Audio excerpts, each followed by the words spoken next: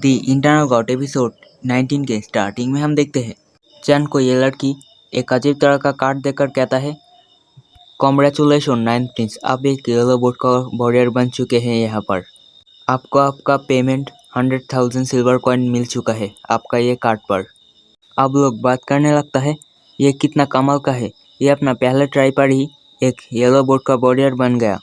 सच में royal family पर talent का कोई कमी नहीं है, पर 7 प्रिंस उससे थोड़ा सा ज़्यादा टैलेंटेड है हमें लगता है। और हाँ, मैं बता दूँ, चैन के हाथ में वो कोई कार्ड नहीं है, वो एक टोकन है, पर चैन का पैसा चैन का कार्ड पर भेज दिया है वो लोगों ने।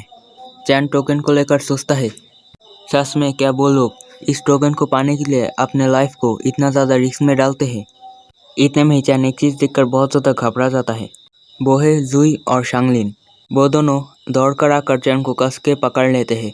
जुई कहता है, मैं ये न्यूज़ ऑलरेडी घर पर भेज दिया है, ये न्यूज़ जानकर कोकोबाई, लिन और फादर बहुत ज़्यादा खुश होंगे। और दूसरी तरफ चैन कहता है, शांगलिन और जुई, मुझे थोड़ा सा धीरे पकड़ो, तुम दोनों की वजह से मैं ठीक तरीके से सांस भी नहीं ले पा रहा हूँ। उन लोगों को देखकर ये पीछे वाला लड़की कहती है, सच में जीनियसों के पास लड़कियों का कोई कमी नहीं रहती।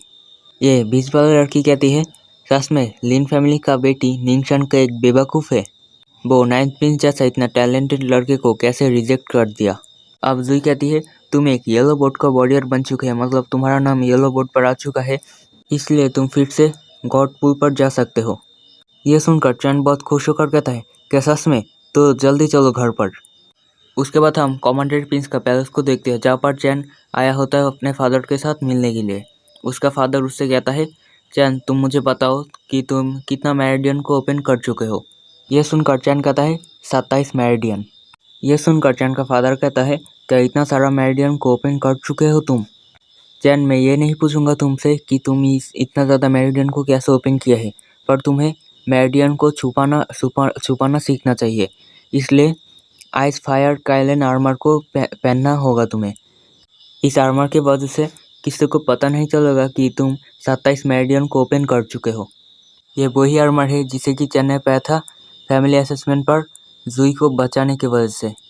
ये कहकर वो अपने जेब में हाथ डालकर कहता है, ये एक 4 लेवल का काइलिन पिल है, जो कि एक डिफाइनिंग पिल है। यह कहकर वो अपने जेब से वो डिफाइनिंग पिल निकाल कर कहता है, ये पिल तुम्हें गॉड पूल पर कल्टीवेट करने में बहुत ज़्यादा मदद कर सकता है।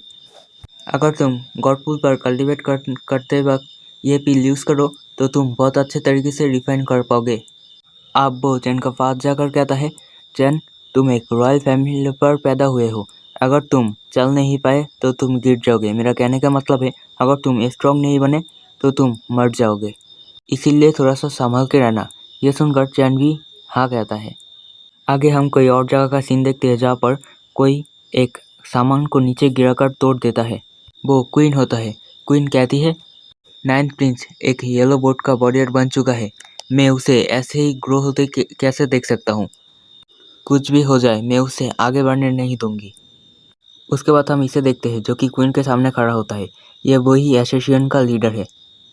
ये कहती है, क्वीन आप क्या चाहते हैं? यह सुनकर क्वीन कहती है, क्वीन लो ऑलरेडी ब्लैक रेलम पर है, जितना पैसा चाहिए ले लो, पर 1 महीने के अंदर ही नाइन्थ प्रिंस का सर मेरे सामने चाहिए। अब ये क्वीन लो, जो कि एसोसिएशन का लीडर है, ये कहता है, अगर नाइन्थ प्रिंस पहले से बाहर ही नहीं निकला तो? यह सुनकर क्वीन कहती है, मैं तुमको कहा ना, पैसा का कोई कमी नहीं है, सिर्फ मुझे नाइन्थ प्रिंस का सर चाहिए। यह सुनकर वो चली जाती है और क्वीन कहती है, मैं देखता हूँ चैन, तुम इतना देर से अपने सीक्रेट मार्क को पाने के बाद भी इतना ज़्यादा ताकतवर कैसे बनते हो? तुम्हें अगर जान से ही मार दिया तो तुम आगे ही नहीं बढ़ पाओगे।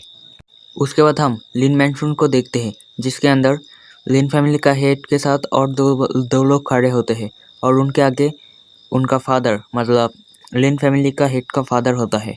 ग्रैंडफादर कहता है, मैं यहाँ पर नहीं था, पर फिर भी मुझे पता चला यहाँ का और एक नया जीनियस के बारे में, जो कि मेरा ही पोता है, मतलब मेरा बेटी का लड़का। सुनो फैंगलिन, 3 साल पहले जो हुआ है उससे अब भूलने का टाइम आ गया है। फैंगलिन इस लिन फैमिली का हेड का ही नाम है। सुनो, तुम एक अच्छा सा मौका देखकर लिन से माफ़ी मांगोगे। और हाँ, चैन तो निंगशन को बचपन से ही पसंद करता है ना। कॉमनवेल्थ प्रिंस ने तो कहा था कि चैन का शादी निंगशन के साथ होगी। ये सुनकर अंकल कुछ भी नहीं कहते। ये देखकर ग्रैंडफादर बहुत ज़्यादा गुस्से से कहता है, तुम बात क्यों नहीं कर रहे हो, क्या हुआ है? यह सुनकर लिन फैमिली का सेकंड बेटा लिन एनबो, जो कि चैन का सेकंड अंकल है, ये कहता है, फादर सिस्टर कुछ महीने पहले आया था नाइन प्रिंस को लेकर हमारा रिलेशन को फिर से ठीक करने के लिए, पर बड़े भाई जो कि इस फैमिली का हेड है, वो उनको ह्यूमिलेट कर मतलब उनको अपमान कर इस फैमिली से बाहर निकाल दिया। वो लोग ज़रूर अब तक गुस्सा होगा बहुत। अब लिन फैमिली का तीसरा बेटा लिन शीजाओ भी डरकर कहता है, हाँ वो लोग ज़रूर बहुत ज़्यादा गुस्सा होंगे। यह सुनते ही ग्रैंडफादर अपना हाथ को जोर से ज़मीन पर पटकते हैं और खड़े होकर कहता है, मतलब गले देकर कहता है, जल्दी से तुम मेरे साथ पैलेस पर चलोगे, तुम तुम्हारा बहन लिन से और उसका बेटे चैन से माफ़ी मांगोगे। अब फास्ट अंकल उनका फादर से कहता है, फादर मुझे पता है कि आपको कैसा महसूस हो रहा है। मैं लिन फैमिली का हेड हूँ। मैं अगर मेरा बहन से माफ़ी मांगूंगा तो ये लिन फैमिली को बहुत ज़्यादा शर्मनाक महसूस होगा। यह सुनकर ग्रैंडफादर कहता है, अब शर्म महसूस करके क्या मिलेगा? तुम्हारा जीत की वजह से मेरा लिन फैमिली पूरा ही बर्बाद होने वाला है। यह सुनकर कोई कहता है, हमें उनसे माफ़ी मांगना क्यों चाहिए? यह सुनकर लिन फैमिली का हेड भी पीछे देखता है। उसे देखकर फास्ट अंकल कहता है, लिन चैन्यू तुम यहाँ पर क्या कर रहे हो? हाँ ये वही लिन चैन्यू है जो कि पहले लिन फैमिली का पहला जीनियस था। ये वही है जिसका औजार काटकर सेवन प्रिंस ने अपना नौकर बनाया था। ये कहता है, सेवन प्रिंस ने मुझे यहाँ पर चैन को रास्ते से हटाने के लिए कहा है। अब ग्रैंडफादर कहता है, क्या सच में सेवन प्रिंस ने तुम्हें नाइन प्रिंस को मारने के लिए भेजा है? वो तो तुम्हारा चचेरा भाई है ना? यह सुनकर चैन्यू कहता है, तो क्या हुआ, वो मेरा कज़न है। अगर मास्टर ने कहा है उसे मारना होगा तो उसे मारना होगा।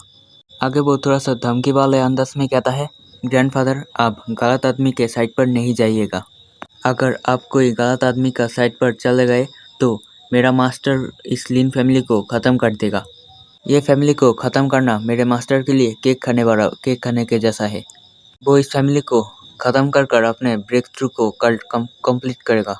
ये सुनकर ग्रैंडफादर गुस्से से उसे गाली देने लगता है। वो जाते हुए कहता है, हाँ और एक बात, मेरा हाथ पैर जोड़ के विनती करने की वजह से सेवन प्रिंस मान गया निंगशन को अपना एक कोकोबाइन बनाने के लिए। बाद में कोई इसके बारे में और भी बातें करेगा। अब ये सब देखकर थर्ड अंकल सेकंड अंकल से कहता है, सेकंड ब्रदर फादर बहुत ज़्यादा गुस्सा हुआ है फास्ट ब्रदर और उनका बेटे चैन्यू से। यह सुनकर सेकंड ब्रदर भी कहता है, हाँ मैंने देखा तो। अब ग्रैंडफादर फास्ट अंकल से पूछता है, निंगशन और सेवन प्रिंस का एंगेजमेंट ये सब क्या चल रहा है? ये सब कहते हुए वो बहुत गुस्सा हो रहा होता है। अब अंकल कहता है, फादर चैन्यू और निंगशन ने मिलकर ये फैसला किया है कि वो सेवन प्रिंस के साथ अगर अपना रिलेशन को बहुत ज़्यादा बेहतर करेगा तो हमारा लिन फैमिली को बहुत ज़्यादा एडवांटेज मिलेगा, लिन फैमिली को बहुत ज़्यादा फ़ायदा होगा।